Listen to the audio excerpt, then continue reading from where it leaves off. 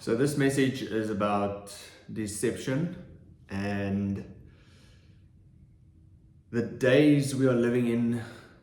It seems like deception is increasing, especially if you are tuned into the truth. You will notice deception increasing. If you're not focused on God and focused on His Word, and if your attention is not towards the things of God and God Himself, then you may not even be aware of any of this. But I'm speaking to people who are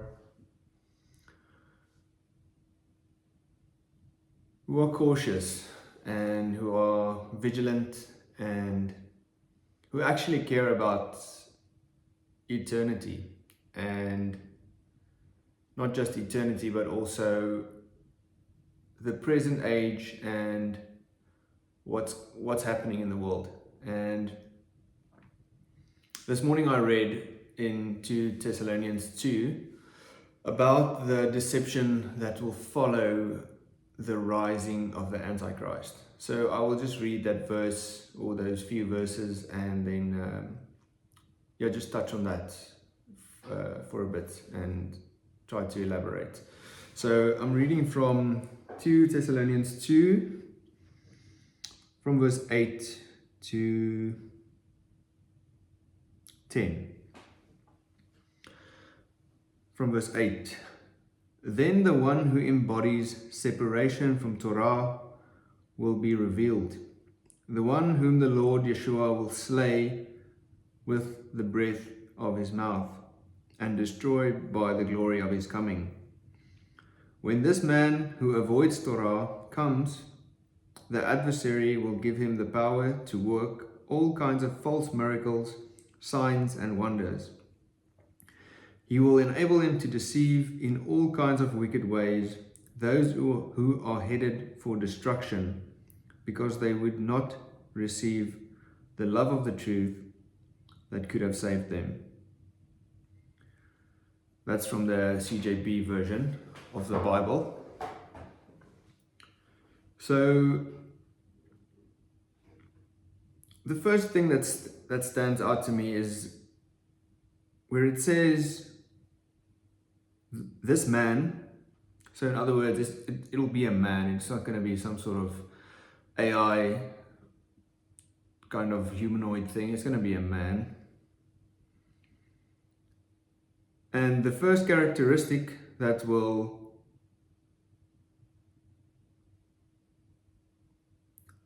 kind of determine this man's character is avoidance of Torah, avoidance of instructions, avoidance of the laws of God given to Moses and expanded on by Jesus himself.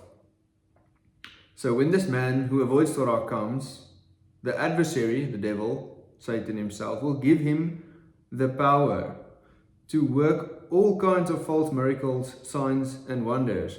So the first thing, he will be someone who avoids Torah. The second thing, he will have the power to work all kinds of false miracles, signs and wonders. So this is something to think about. I think it's quite easy to attach the working of signs and miracles and supernatural phenomena to someone who is actually righteous or holy or sent by God. But here we see that's not the case. So that's just something that's worth thinking about. And then he will enable him to deceive in all kinds of wicked ways. So that's the third thing. He will deceive in all kinds of wicked ways. Who's he going to deceive?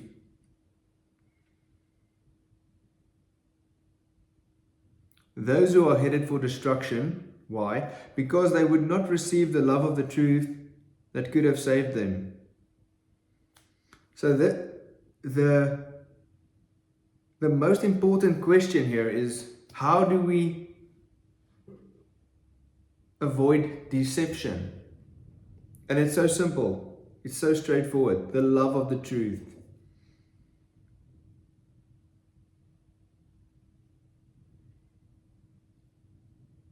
Because they would not receive the love of the truth that could have saved them. In other words, the people who will be deceived for the one simple reason: they would not receive the love of the truth. They were unwilling to receive the love of the truth. What is the truth? Everything written in this book, from Genesis 1 to Revelations 22. This is the truth.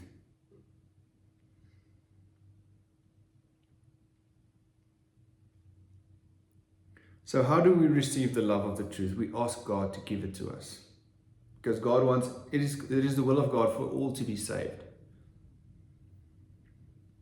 But if we are unwilling to receive truth, unwilling to humble ourselves and admit that we do not know everything, that we have so much to learn, if we cannot get ourselves to the point where we can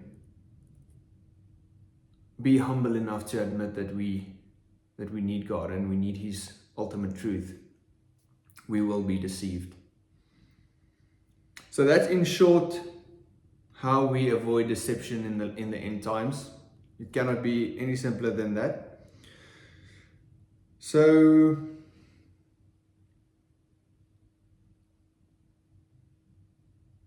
may we all ask God with a pure and humble heart to give us the love of the truth and receive it with thankfulness.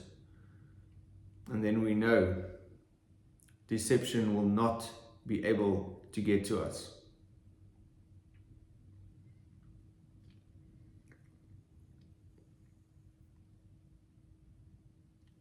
That's it. Straightforward. Very simple. Very powerful. There's the answer to how we counter deception.